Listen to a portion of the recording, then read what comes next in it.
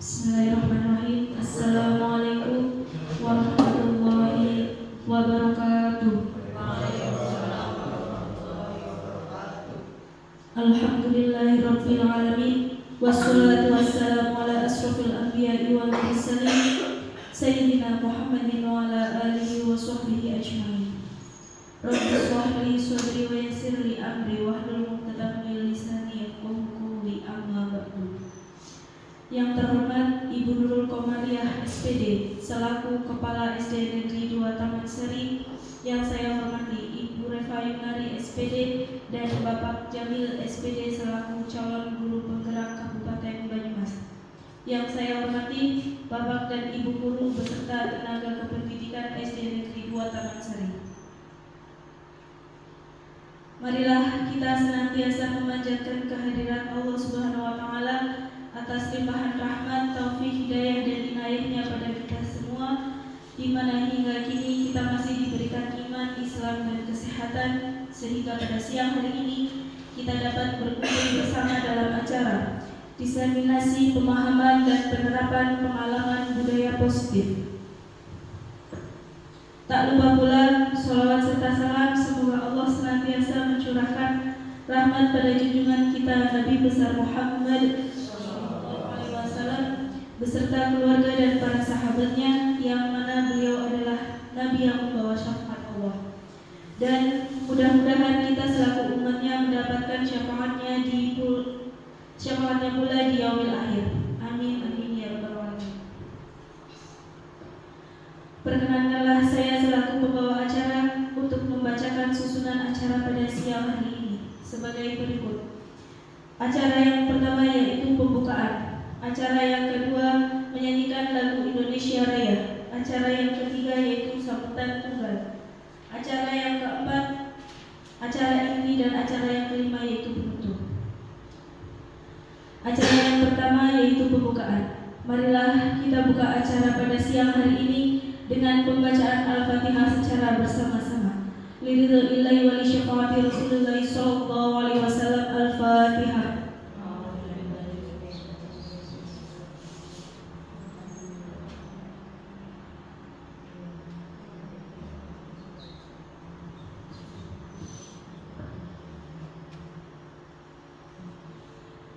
Terima kasih. Mudah-mudahan dengan bacaan Al-Fatihah tadi, serangkaian acara pada siang hari ini dapat berjalan dengan lancar tanpa halangan suatu apapun.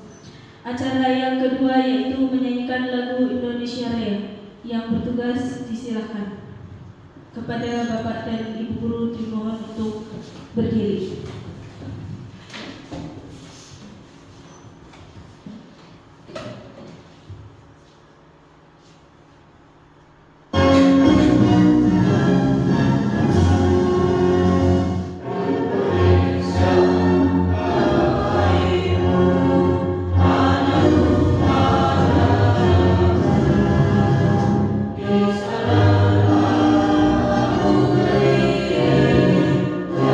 Salam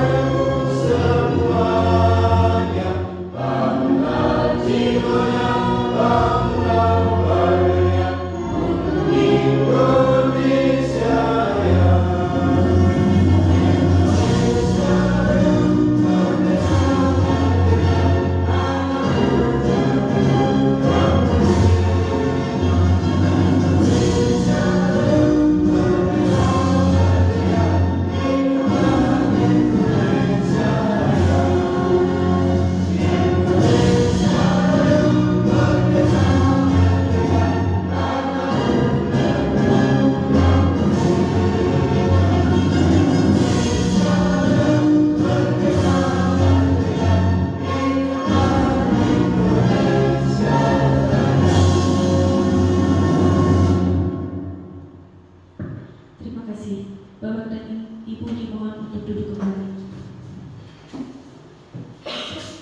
Acara yang ketiga yaitu sambutan tunggal kepada Ibu Nurul Komaria selaku Kepala SD Negeri 2 Taman Sari disilakan.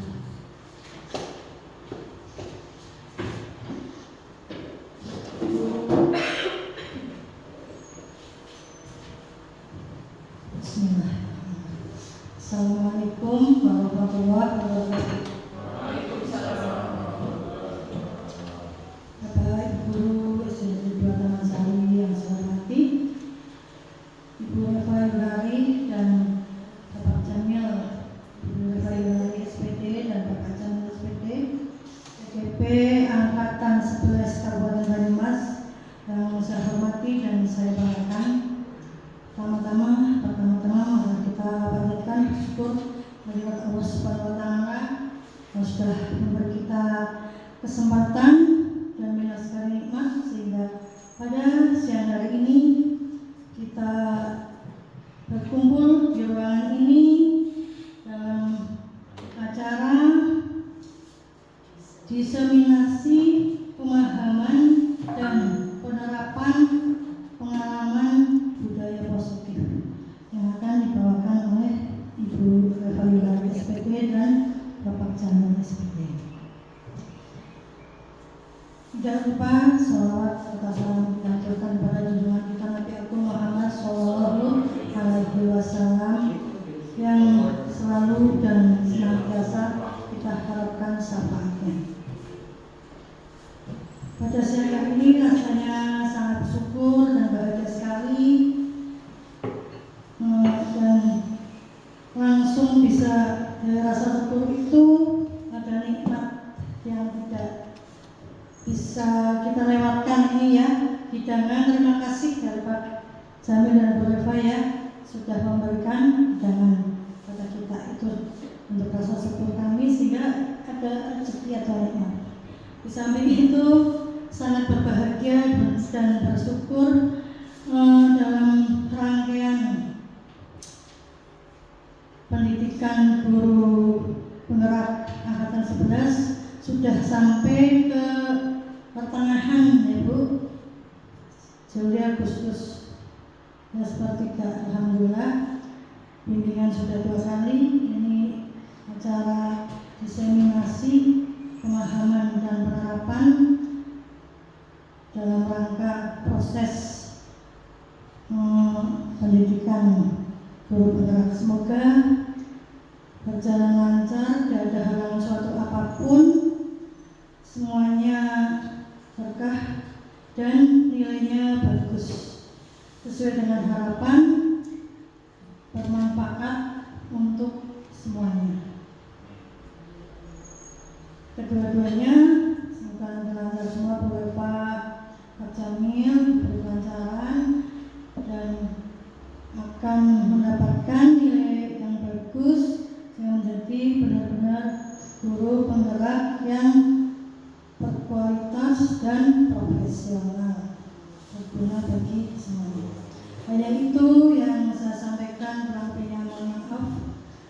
Billahi taufiq wal hidayah. Wassalamualaikum warahmatullahi wabarakatuh.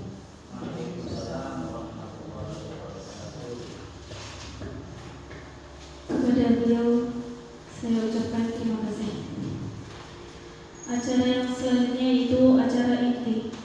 Untuk yang pertama itu penyampaian materi kepada Ibu Eva Yulari SPD, disilakan.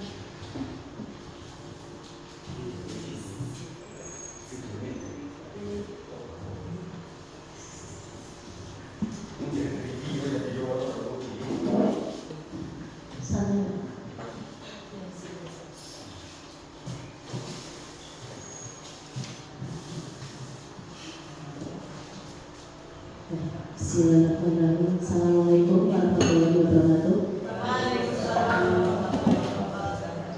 Yang terhormat Ibu Nurul Komaria SPD selaku Kepala SD Negeri 2 Taman Sari, yang saya hormati Bapak Ibu Guru SD Negeri 2 Taman Sari, dan yang saya hormati pula rekan saya CGP Bapak Jamil. Alhamdulillah pada kesempatan kali ini kita masih diberikan kesempatan menikmati sehingga bisa berkumpul dalam acara diseminasi pemahaman dan penerapan pengalaman budaya positif oleh CGP Angkatan 11 Kabupaten Banyumas. Pada hari ini saya akan memaparkan tentang budaya positif, konsep inti budaya positif. Di sini ada beberapa, yaitu ada 8. Yang pertama, perubahan paradigma belajar. Yang kedua, disiplin positif. Yang ketiga, nilai-nilai kebajikan. Yang keempat, kebutuhan dasar manusia. Yang kelima, teori motivasi perilaku manusia. Keenam, keyakinan kelas. Ketujuh, posisi kontrol guru. Dan kedelapan, segitiga restitusi. Nanti kita akan bahas satu persatu ya Bapak Ibu. Yang pertama yaitu perubahan paradigma belajar. Di sini menurut Ki Hajar Dewantara, tujuan pendidikan adalah menuntun segala kodrat anak agar dapat meraih kebahagiaan setinggi-tingginya sebagai manusia dan anggota masyarakat. Anak ibarat kertas putih yang sudah memiliki garis samar, garis positif ditebalkan dan garis negatif dibiarkan samar hingga tak terlihat. Jadi di sini kita menebalkan garis-garis positif yang ada pada anak.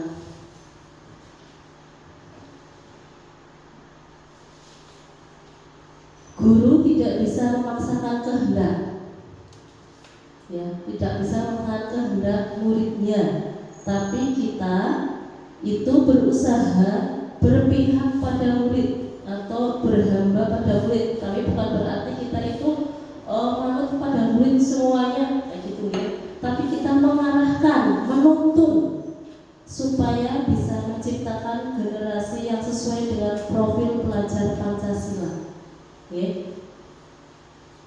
Berikutnya yaitu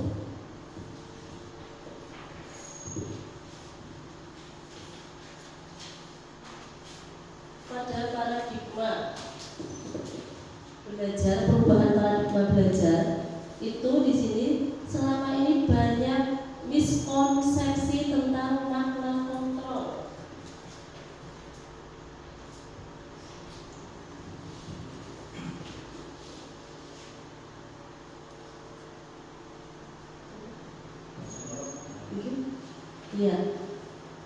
Selama ini banyak miskonsepsi tentang makna kontrol, yaitu satu, ilusi bahwa guru dapat mengontrol murid.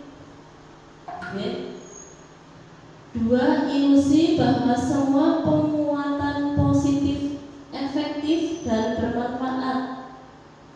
Tiga, ilusi bahwa kritik dan membuat orang merasa bersalah dapat menguatkan karakter. Empat, ilusi bahwa orang dewasa berhak memaksa. Itu adalah teori dari Dr. William Glasser. Ingin meluruskan beberapa miskonsepsi itu dengan menggunakan teori kontrol.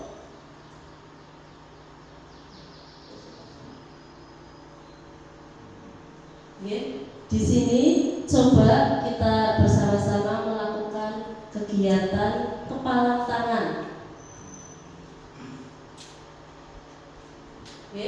Kita praktekkan tangan kanan kita memegang, ibaratnya memegang sesuatu di sebelah kanan. Nah, tangan sebelah kiri atau orang lain coba membuka tangan yang kita kepal begini. Nah, ibaratkan di dalam itu ada kertas atau sesuatu yang kita pegang, mengepal. Nah, coba salah satu tangan membuka ini yang kanan. Kalau kita bisa, ibaratnya segala sesuatu itu berarti terkontrol pada diri kita sendiri ya. Kalau kita menginginkan ini biar bisa terbuka, berarti kan kita menggenggamnya tidak erat ya, Bapak Ibu. Nah, kalau kita erat berarti kan itu artinya kontrol ada pada diri kita sendiri. Oke? Nih, dicontohkan, lanjut Pak Samir. Menggenggam erat begini ya. Nah, seperti ini ya Bapak Ibu. Itu tadi sudah ada contoh melakukan sebuah permainan ya. Kegiatan kepalan tangan. Ya. Tadi sudah dicoba, satu tangan kanan menggenggam, satu tangan kiri membukakan tangan yang sebelah kanan berarti sebelah. Contoh ya, kita menggenggam erat pisau, tapi kita mau mencoba buka. Kalau kita berpegang erat, kan dengan cara apapun tangan kiri tidak bisa buka ya. Karena kontrolnya ada pada diri kita yang sebelah kanan, gitu ya. Jadi kita berusaha untuk mempertahankan itu berarti sama saja seperti pada stimulus respon atau teori kontrol, ya. Siapa sesungguhnya yang memiliki kontrol? Nah, itu kita tanya pada diri kita sendiri, siapa sesungguhnya yang memiliki kontrol? Nah, di situ ada stimulus respon. Yang pertama, kita mencoba mengubah orang agar berpandangan sama dengan kita. Ya. Misalnya kita ingin orang itu biar sama dengan pandangan kita, tapi teori kontrol atau pilihannya kita berusaha memahami pandangan orang lain tentang dunia. Gitu ya. Jadi kadang kita kepingin ngomongin dua tapi tidak semuanya kita bisa. Yang kedua, perilaku buruk dilihat sebagai suatu kesalahan. Murid kita misalnya buat kesalahan ya, semua perilaku memiliki tujuan. Misalkan murid kita melakukan kesalahan, itu pasti ada sebabnya, ada tujuannya apa sih? Nah, ternyata kan pernah ya ada yang terjadi sama murid kita dan ternyata dia hanya ingin mencari perhatian dari kita, begitu ya. Terus orang lain bisa mengontrol saya, hanya Anda yang bisa mengontrol diri Anda, gitu ya. Teori kontrolnya hanya Anda yang bisa mengontrol diri Anda. Terus yang berikutnya, saya bisa mengontrol orang lain, Anda tidak bisa mengontrol orang lain. Ya. Yang berikutnya, pemaksaan ada pada saat bujukan gagal. Teori kontrolnya kolaborasi dan konsensus menciptakan pilihan-pilihan baru. Contohnya misalnya anak itu membuat kesalahan, tapi kita harus memberikan pilihan penyelesaian masalahnya nih, pemilihan harus memberikan pilihan baru. Jadi nanti timbul rasa ingin berubah. Terus model berpikir menang atau kalah.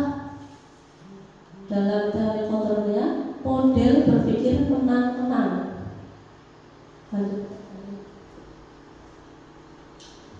Berdasarkan kondisi kekinian di pendidikan di Indonesia, maka dibutuhkan suatu pendekatan komprehensif serta ramah anak untuk menumbuh kembangkan pemikiran dan perilaku positif peserta didik. Salah satu pendekatan yang dilakukan yaitu pendekatan disiplin positif. Apa sih disiplin positif? Nah, ini ya Bapak Ibu, kita bareng-bareng pelajari. Disiplin positif itu berasal dari bahasa Latin disiplina. Atas bahasa Jawa ya, disiplina, disiplin.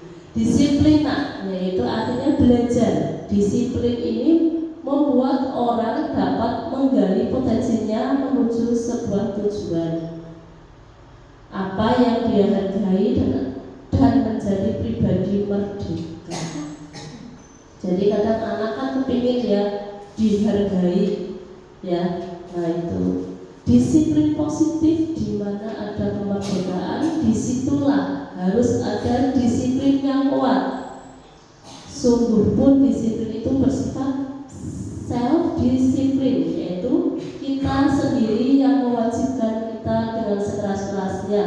Tetapi itu sama saja, sebab jikalau kita tidak cakap melakukan self-disiplin, wajiblah penguasa lain mendisiplinkan diri kita.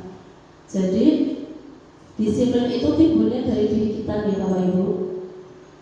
Kalaupun kita mungkin kurang, mestinya karena kita di instansi masih ada yang bisa kita yang mendisiplinkan kita atau mengingatkan kita untuk disiplin, begitu ya Bapak Ibu. Sama halnya dengan siswa kita itu bisa kita latih disiplin gitu. Disiplin positif merupakan cara penerapan disiplin yang bertujuan untuk menumbuhkan kesadaran serta memperdayakan peserta didik tanpa imbalan, penghargaan, reward, ancaman maupun hukuman. Jadi disiplin itu benar-benar kesadaran dari diri sendiri, ya. Seperti ini ya, menurut Pak Nadiem Makarim, anak-anak berhak mendapatkan lingkungan belajar yang aman dan nyaman serta bebas dari kekerasan. Mari kita bergandengan tangan untuk menciptakan lingkungan belajar tersebut bagi seluruh anak Indonesia. Berarti melalui disiplin itu kita bisa merangkul anak untuk mendapatkan hak belajar yang sama, yang nyaman, lingkungan belajar yang kondusif, begitu. Di sini ada nilai-nilai kebajikannya. Dengan menerapkan disiplin, sekolah yang berkelanjutan dan konsisten diharapkan akan terwujud nilai-nilai kebajikan universal. Apa itu nilai-nilai kebajikan universal? Apa itu nilai-nilai kebajikan? Lanjut. Nilai-nilai kebajikan dalam sifat positif manusia yang menjadi tujuan mulia yang ingin dicapai setiap individu. Nilai-nilai kebajikan universal berarti nilai-nilai kebajikan yang disepakati bersama, ya, disepakati bersama, lepas dari suku, bangsa, agama, bahasa maupun latar belakangnya. Berarti di sini nilai-nilai kebajikan kita itu di luar dari terkait dengan ras, ya, agama, tidak membeda-bedakan, ya. Nilai-nilai ini merupakan payung besar dari sikap dan perilaku kita, atau nilai-nilai ini merupakan fondasi kita berperilaku.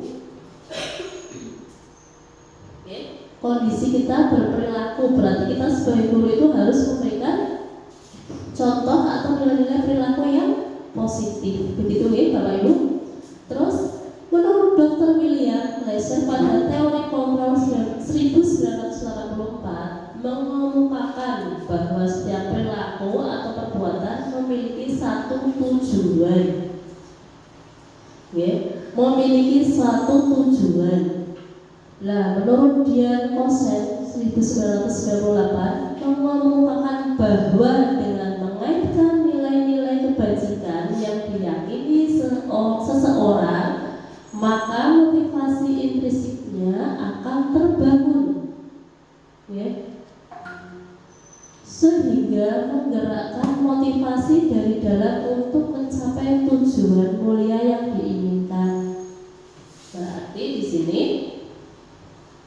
motivasi dari dalam diri sendiri, ya, untuk membuat perilaku atau membuat nilai-nilai yang positif dari diri sendiri. Nilai-nilai kebajikan yang ingin dicapai oleh setiap anak Indonesia yang kita kenal dengan profil pelajar Pancasila, ya. Ada beberapa lagunya, ada 6 dimensi, ya. Pelajar Pancasila, begitu, ya. Yuk kita nyanyi sebentar, yuk. biar tidak ngantuk. Orang paling kalian. Yuk.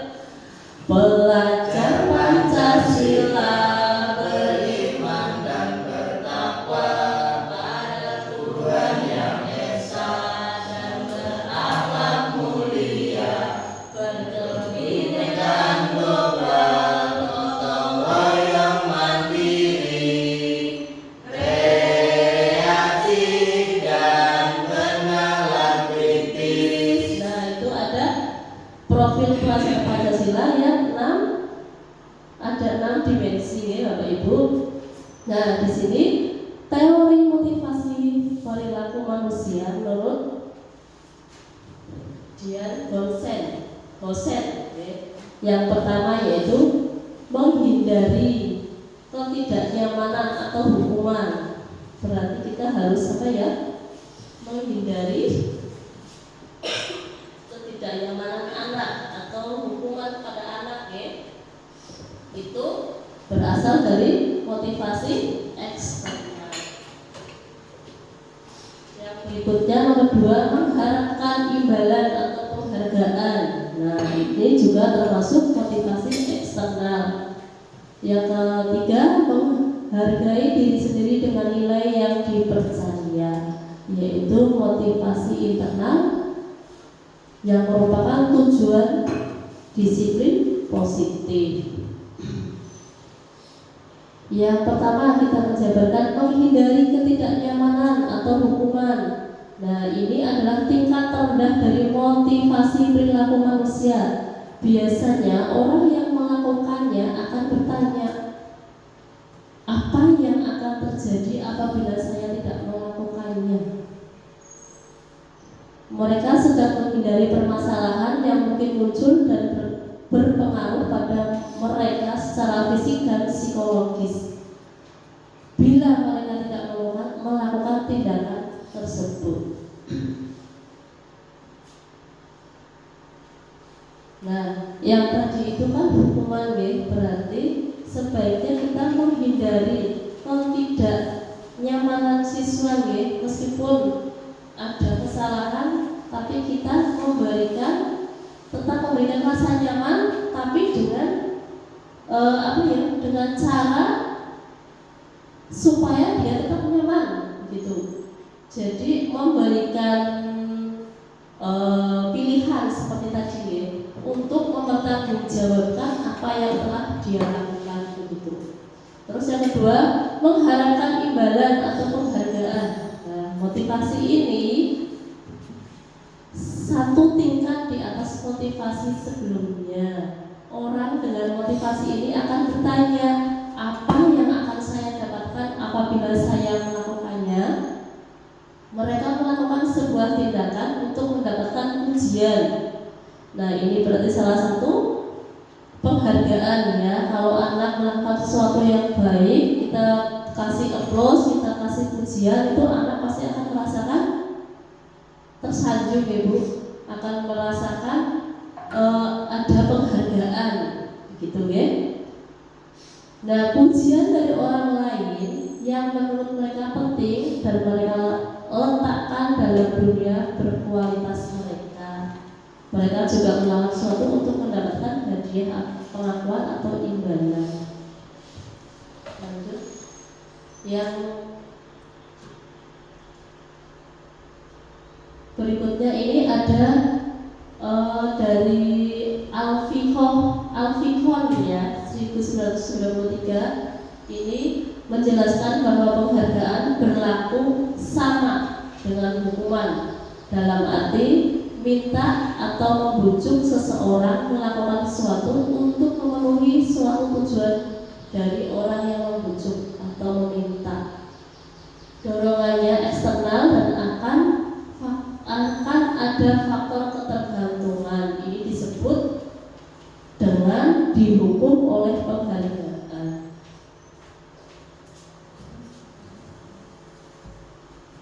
Alfikon juga menjelaskan dampak dari memberikan penghargaan. Nah, ini memberikan penghargaan ada mengurangi ketepatan, tidak efektif, mengurangi motivasi intrinsik, pengaruh jangka pendek dan jangka panjang, merusak hubungan, menurunkan kualitas, bersifat menghukum, mematikan kreativitas. Jadi begini,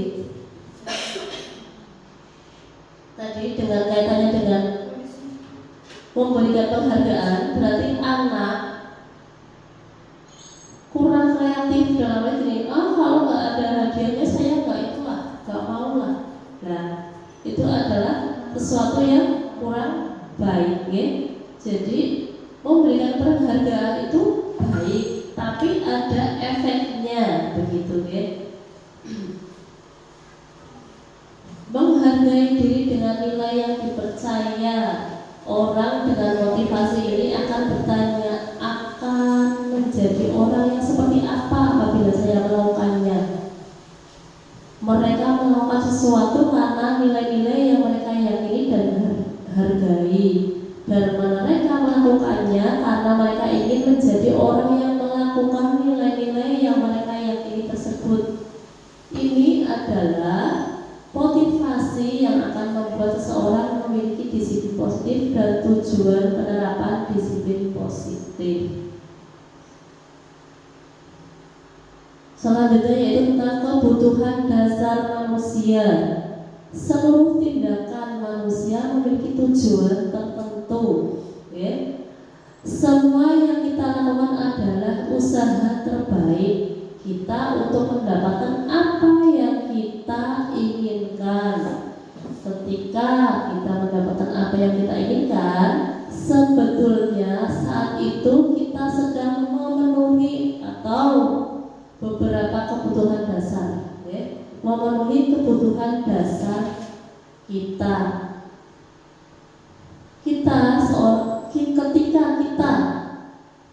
Ketika kita ingin memenuhi kebutuhan dasar, ya, maka seorang melakukan perbuatan yang bertentangan dengan nilai-nilai kebajikan atau melanggar peraturan. Ibaratnya kayak kalau kita butuh ya harus oleh, harus dapat, begitu, ya. Akhirnya melanggar nilai-nilai kebajikan atau melanggar peraturan yang ditetapkan, begitu. Hal itu sebenarnya dikarenakan mereka gagal memenuhi kebutuhan dasar mereka. Di sini ada 5 kebutuhan dasar, ya, manusia. Menurut Dr. William Glasser dalam Choice Theory, ada 5 kebutuhan. Yang pertama yaitu bertahan hidup, yang kedua kasih sayang dan rasa terima. Kasih sayang utama kasih sayang, ya, dan rasa diterima. Yang ketiga penguasaan, yang keempat kebebasan, dan yang kelima kesenangan. Ada 5, ya, kebutuhan itu, ya. Kebutuhan dasar manusia itu ada 5 tadi, ya. Yang pertama bertahan hidup atau survival, adalah kebutuhan untuk bertahan hidup seperti kesehatan, rumah, dan makanan. Cara ini yang kebutuhan pokok, ya, yang harus terpenuhi. Yang utama sehat, karena sehat adalah penting. Sehat mahal. Kalau kita sehat, apapun kita bisa lakukan, ya, untuk memenuhi kebutuhan. Dan yang kedua kasih sayang dan rasa diterima. Nah, kebutuhan untuk diterima, kasih sayang.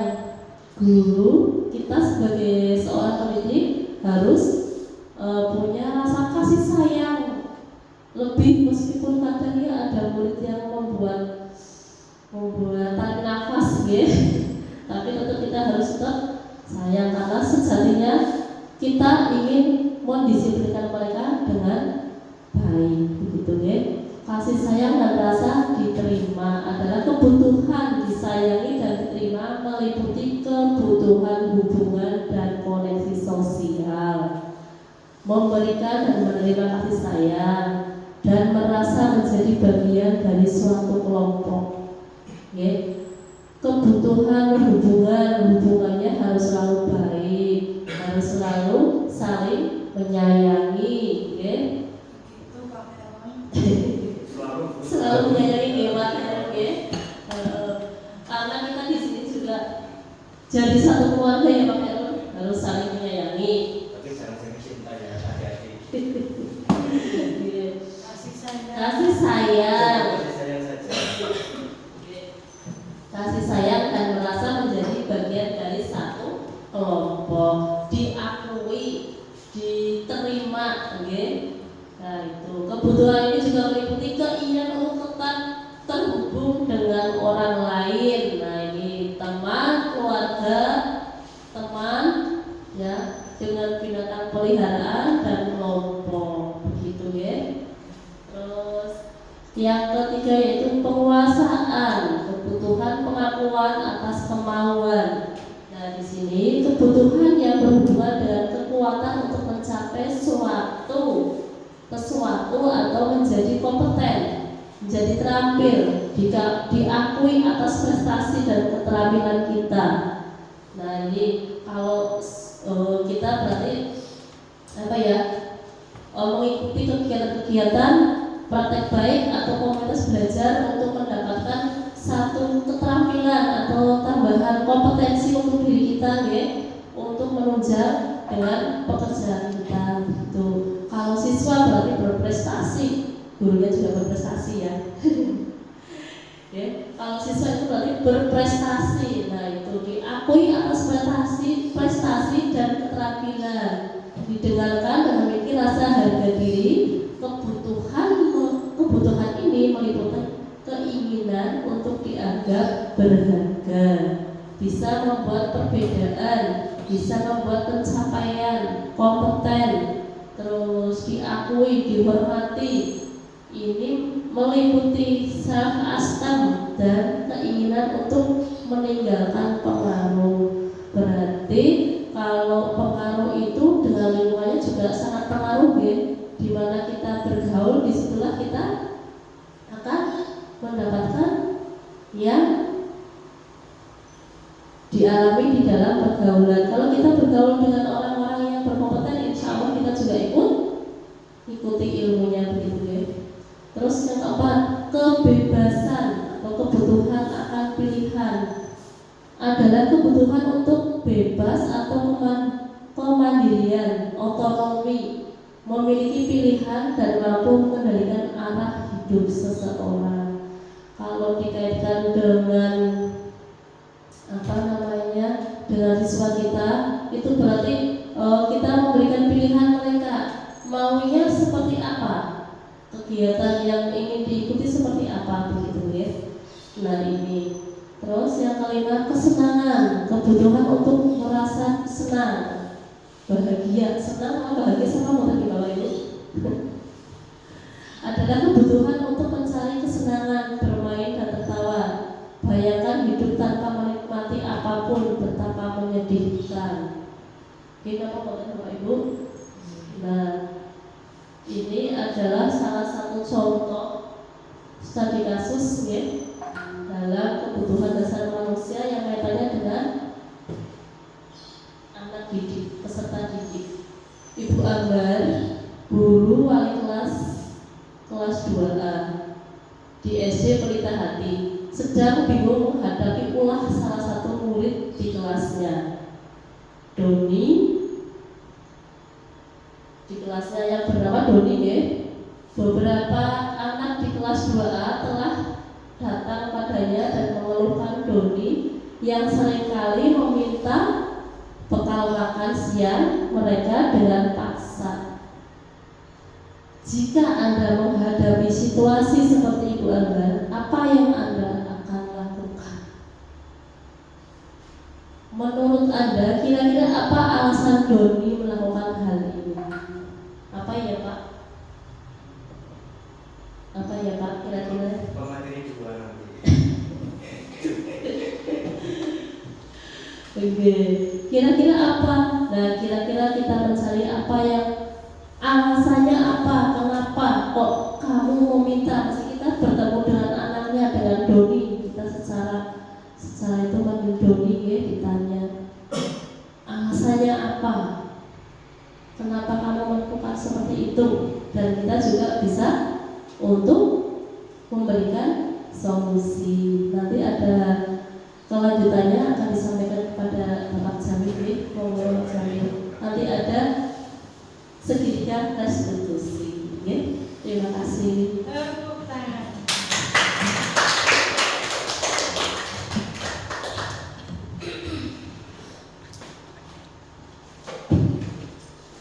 Oke, terima kasih.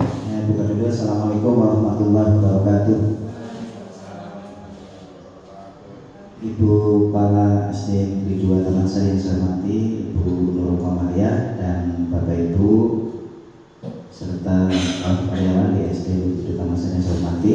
Alhamdulillah pada siang hari ini menjelang sore kita bisa bareng-bareng bersama-sama untuk dari kami, saya dan Bu Eva untuk bisa menyampaikan tentang diseminasi pemahaman dan penerapan pengalaman budaya positif. Nah, ini adalah salah satu tugas kami untuk menyampaikan ke Bapak Ibu Guru semua setelah dari tahapan-tahapan yang sudah kami lakukan kemarin, dan mudah-mudahan kami bisa menjalankan segala rangkaian dalam program guru penggerak tersebut. Oke, terima kasih. Kita beri aplaus tepuk tangan dulu untuk kita semua. Ya.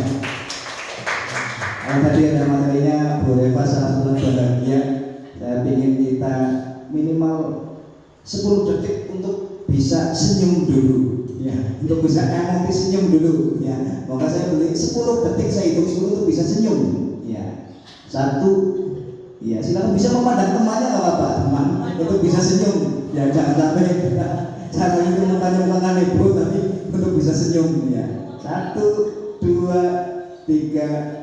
Ya, 4, 5, 6, 7, 8, 9, 10. Ya, tepuk tangan.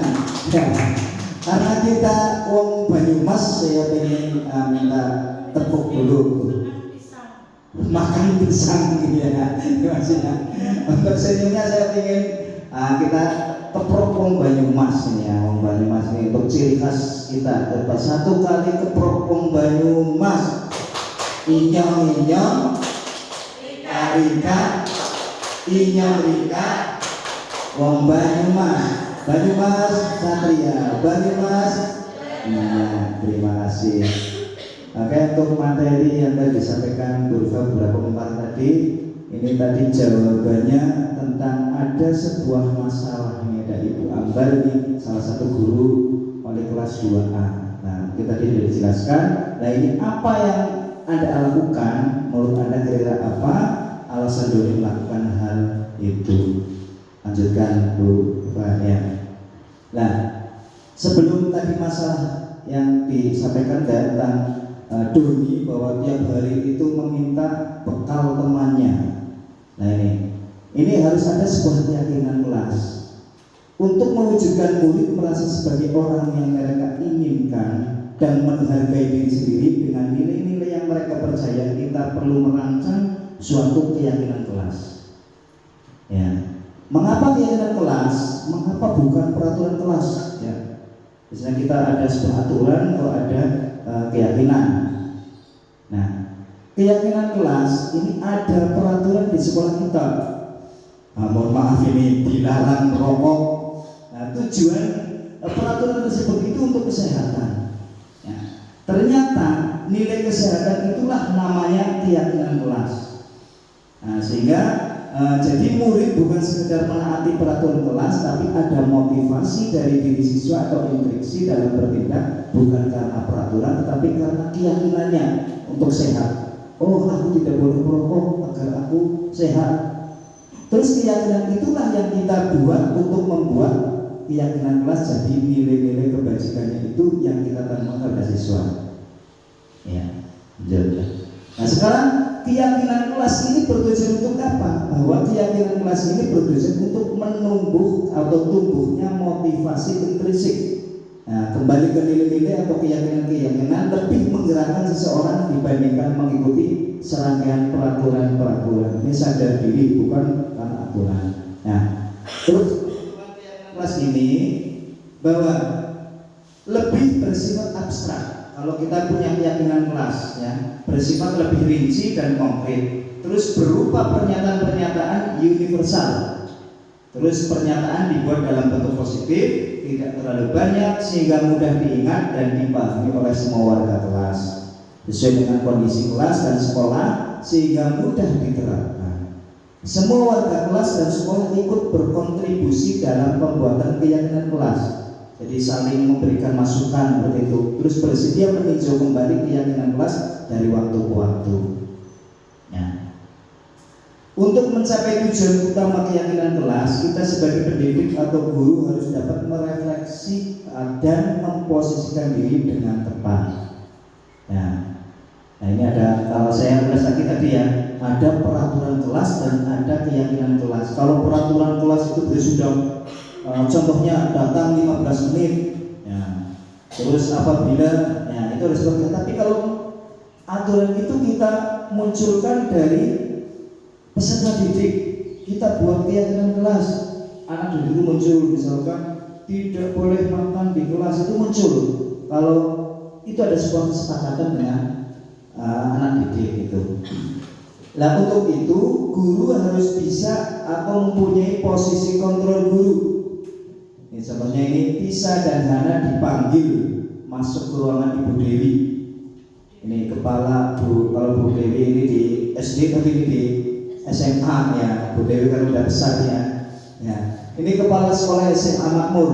Ini contohnya Ibu Dewi baru saja mendapatkan pengaduan dari Ibunda Tisa bahwa Hana menggunakan kata-kata kasar dan merendah-rendahkan Tisa di sosmed ya, ya. Bila Anda adalah seorang kepala sekolah, penerapan disiplin apakah yang Anda lakukan untuk kasus Hana? Mengapa?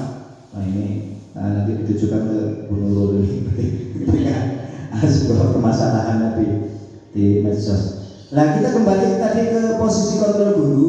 Nah ini menurut Dr. William Glasser bahwa guru itu posisi kontrol bisa sebagai penghukum, pembuat merasa bersalah, teman, ada pemantau dan manajer.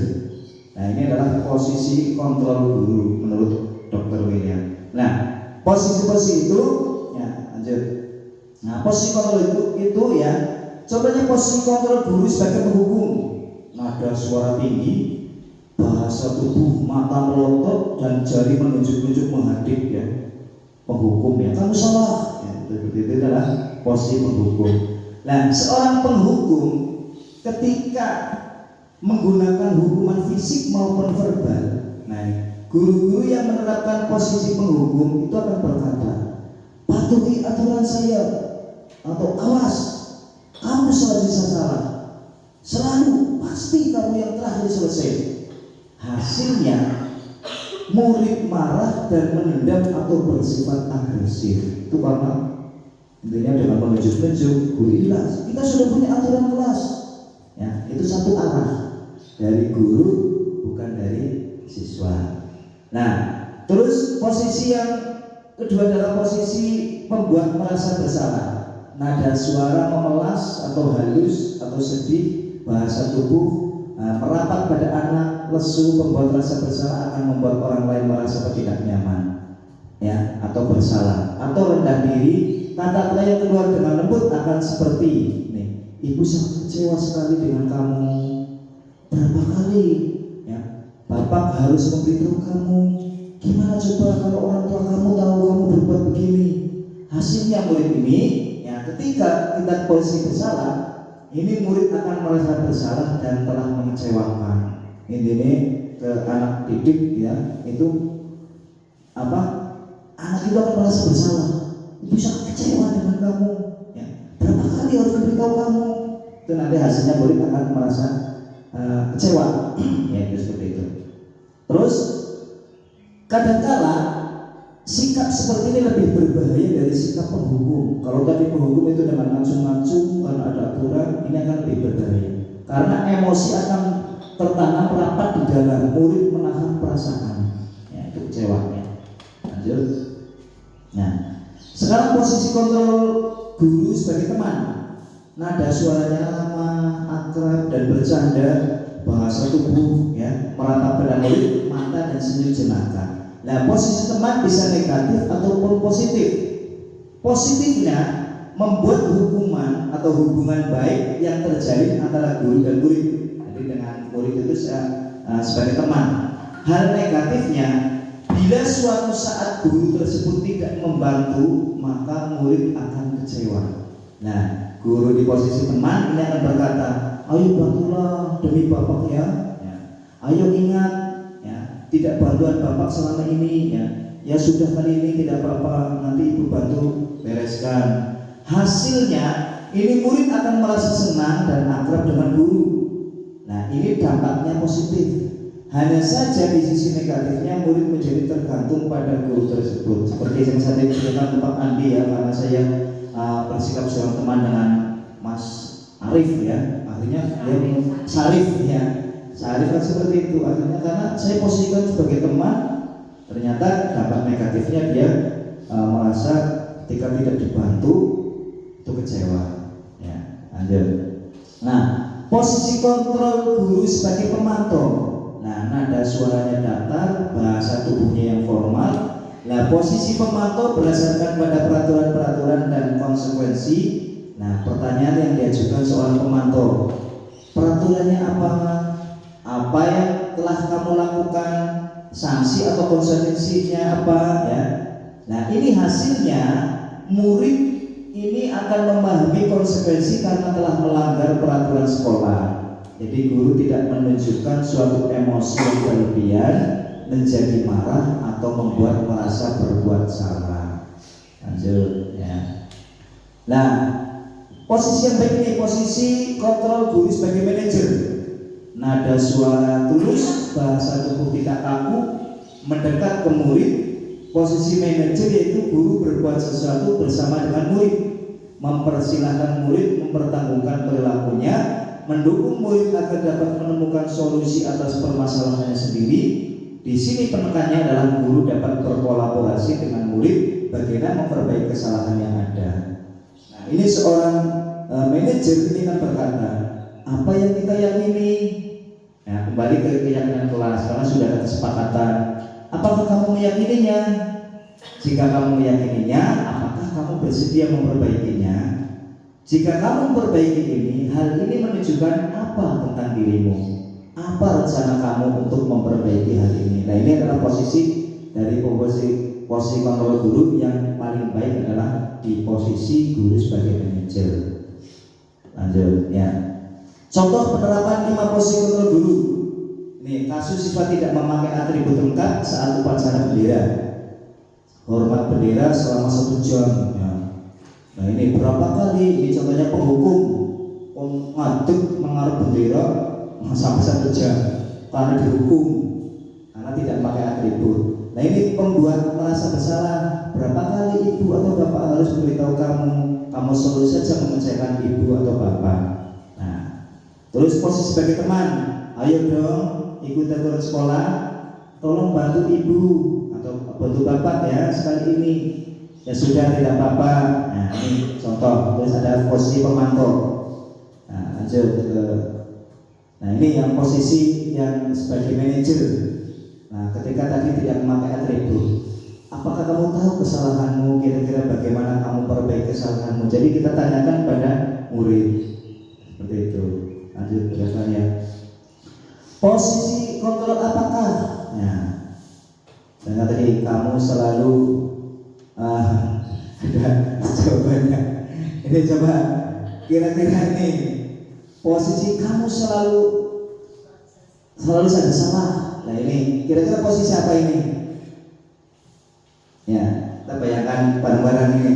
Kamu termasuk dalam posisi apa ini ya? Kamu selalu saja salah. Ibu sangat kecewa sekali dengan kamu. Apa rencana untuk menyelesaikan masalah ini? Ayolah lakukan demi ibu atau bapak ya. Ingat sanksi atau konsekuensi apa ya? Pak Heron kira-kira mau jawab yang mana ya? Yang dari beberapa itu termasuk posisi kontrol yang apa itu? Apa penghukum atau manajer atau teman? Ya, ini ketika ada kalimat-kalimat seperti ini ya.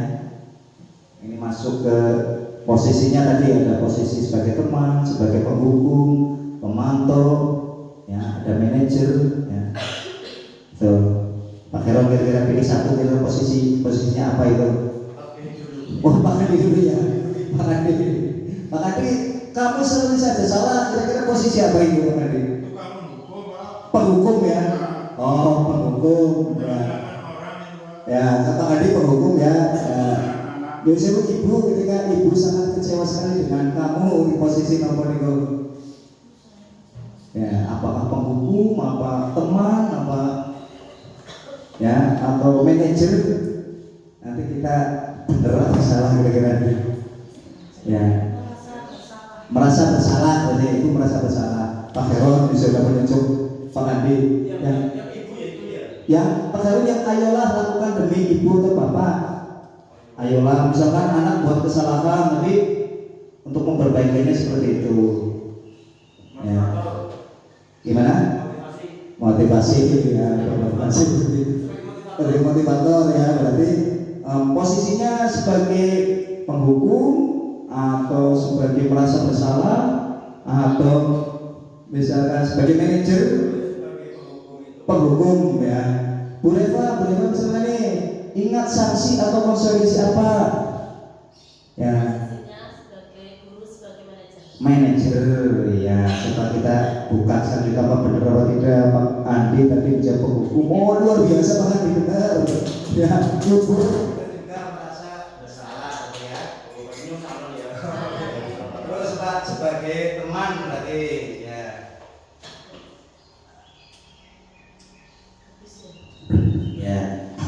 Ya, oh ternyata sudah bisa dipahami ya, dari ibu sudah betul itu, Pak Andi betul, ada pemantau, ada manajer betul ya. Pak Heron sengaja salah gitu ya.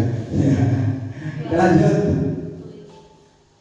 Ya, Bapak Ibu sudah paham tentang 5 posisi kontrol guru tadi. Jadi sebagai pendidik atau guru di posisi manakah kita seharusnya? Yang baik itu di posisi manajer ya. Jadi mohon maaf ini karena ada menurut pendapat ini ya. Dalam menjalankan peraturan ataupun keyakinan kelas atau sekolah, jika ada suatu pelanggaran, tentunya sesuatu harus terjadi. Ya, untuk kita perlu meninjau ulang tindakan penegasan atau peraturan atau keyakinan kelas sekolah kita selama ini. Tindakan terhadap suatu pelanggaran pada umumnya berbentuk hukuman atau konsekuensi. Dalam pertemuan ini akan diberikan program disiplin positif yang dinamakan restitusi. Ya. Apa itu restitusi? Ya. Restitusi adalah proses menciptakan kondisi bagi murid untuk memperbaiki kesalahan mereka sehingga mereka bisa kembali pada kelompok mereka dengan karakter yang lebih kuat. Itu bosan kalau lupa. Jadi anak ketika dihukum itu merasa dia diasingkan. Nah, restitusi sama dengan hukuman. Ada perbedaan hukuman, konsekuensi, dan restitusi.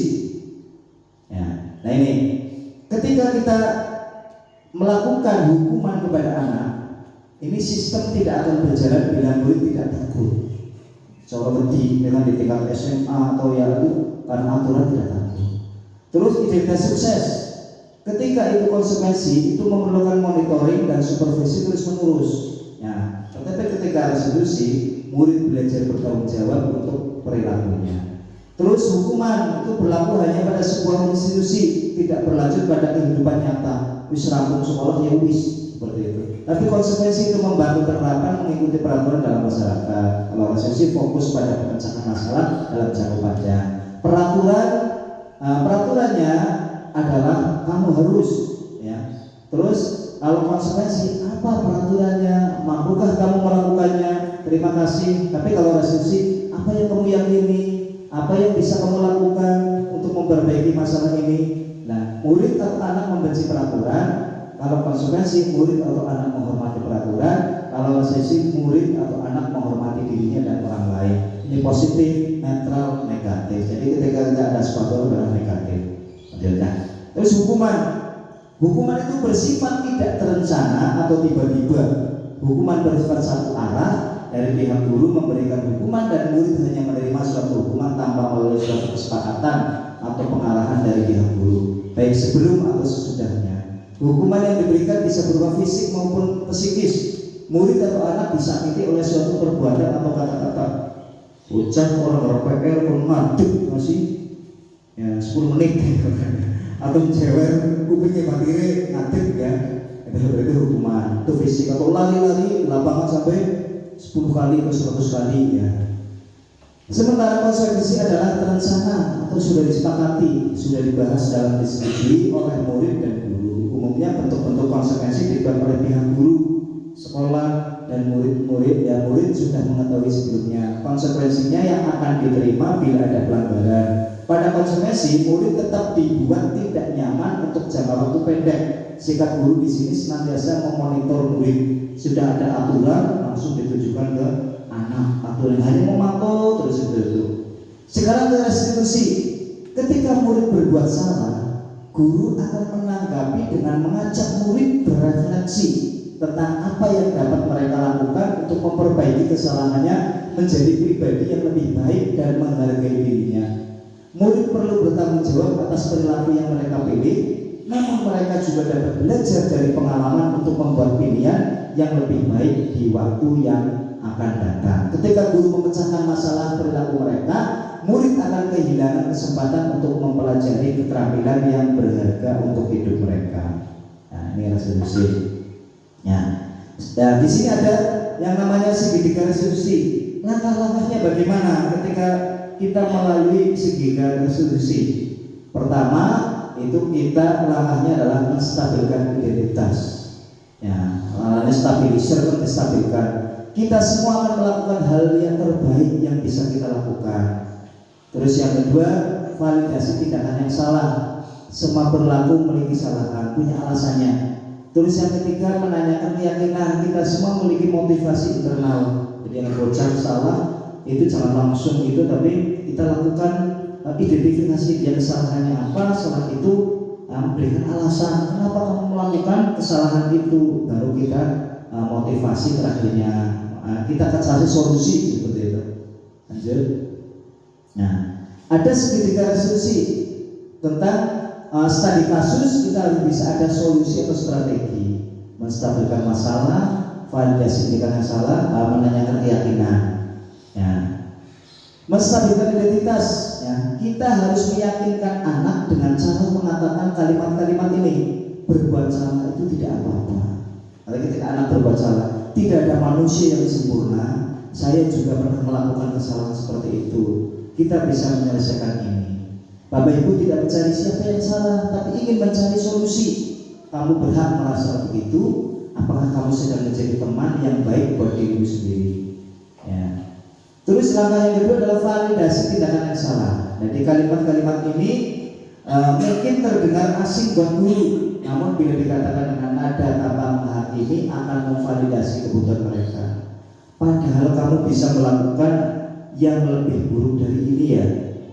Kamu pasti punya alasan mengapa melakukan hal ini. Kamu patut bangga pada dirimu sendiri karena kamu telah melindungi sesuatu yang penting buatmu. Kamu boleh mempertahankan sikap itu, tapi kamu harus menambahkan sikap yang baru. Jadi intinya ketika anak melakukan kesalahan itu bukan kesalahan itu kita lindungi, tapi kita tanyakan. Terus menanyakan keyakinan. Belief ya. Ketika identitas sukses telah tercapai langkah 1 dan langkah 2, maka anak akan siap untuk dihubungkan dengan nilai-nilai yang dia percaya dan berpindah menjadi orang yang dia inginkan. Nah, pertanyaan-pertanyaan di bawah ini menghubungkan keyakinan anak dengan keyakinan kelas atau keluarga. Apa yang kita percaya sebagai kelas atau keluarga? Apa nilai-nilai umum yang kita telah sepakati? Apa ya bayangan kita tentang kelas yang ideal? Kamu mau jadi orang yang seperti apa? Jadi setelah kita membuat sebuah keyakinan kelas. Nah, lanjut. Nah, contoh ini penerapan segitiga restitusi. Nah, ini contoh saya kemarin melakukan restitusi dengan anak. Ini hanya fiktif belaka ya. Yang sudah benar-benar melakukan saya dengan Isya kemarin. Ini contoh. Selamat siang, kita tahu kenapa kita dipanggil tidak tahu. Ya, kita masih ingat tadi ketika jam pelajaran bahasa Indonesia. Masih ingat apa yang kita lakukan ketika pelajaran bahasa Indonesia?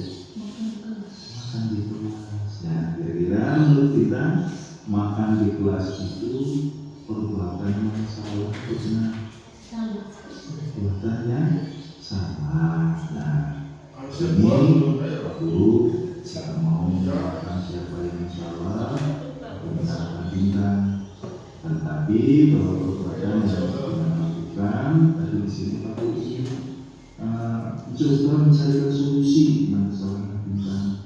Aku tahu bahwa kita itu mengucapkan makanan, hubungan makan adalah tidak apa. Nah, ini Pak Guru ingin tahu ya, alasannya kenapa makan itu makan di kelas. Kenapa tidak di kelas? Apa sarapan? Ya, karena kita belum sarapan.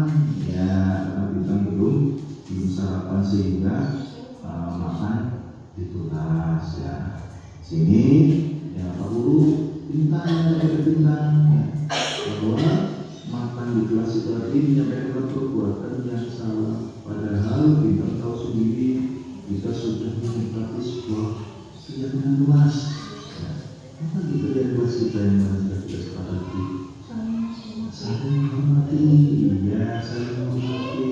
Kita harus menghormati kepada teman-temannya, juga kepada guru. Nah, kita harus seperti itu, harus saling menghormati. Itu adalah kesepakatan.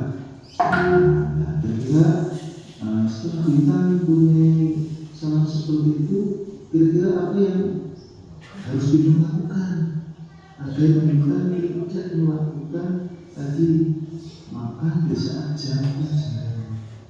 Ya, sarapan pagi. Iya, untuk kita harus sarapan pagi. Itu kita mengeluarkan sarapan pagi agar tidak makan di saat jam pelajaran. Tadi yang dilakukan adalah pelajaran ketika pelajaran bahasa Indonesia. Kira-kira Bintang mau memulainya atau berubah? Jadi perilaku Bintang itu berubah besok pagi. Oke, terima kasih ya. Bintang akan berubah untuk sebuah keyakinan, untuk berubah sikap kita bahwa mulai besok akan sarapan pagi agar Bintang itu tidak makan di saat jam pelajaran. Seperti itu ya Bintang ya. Oke, terima kasih. Mudah-mudahan Bintang besok akan berubah mempunyai sebuah keyakinan dan akan berubah sikap. Mudah-mudahan dengan Bintang, dengan perubahan Bintang yang mulai besok akan sarapan pagi, Bintang menjadi lebih menghormati terhadap guru, saling menghargai terhadap teman, sehingga kita menjadi anak yang pintar. Seperti itu ya. Jadi harapan orang tua, harapan sekolah, harapan bapak ibu guru semua. Terima kasih ya. Dan untuk semua ya, jangan sampai putus asa dan selalu sehat semuanya. Ya, terima kasih. Ya, tos dulu, ini tos dulu. Nah, Ya, itu katakan untuk itu hanya beberapa, walaupun kemarin itu memang ada yang benar-benar terjadi. Ya, lanjut dulu. Nah, ini tentang tadi tentang segitiga restitusi. Ya, itu ini langsung praktek dengan ini. Ya. Nah, ini.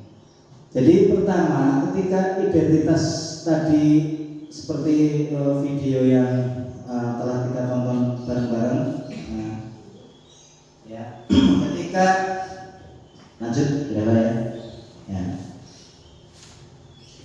ya.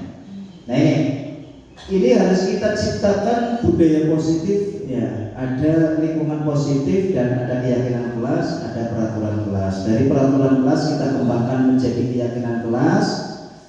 Dari keyakinan kelas kita kembangkan lagi menjadi lingkungan positif. Kemudian dari lingkungan positif diharapkan akan tercipta budaya positif. Ya, lanjut ya.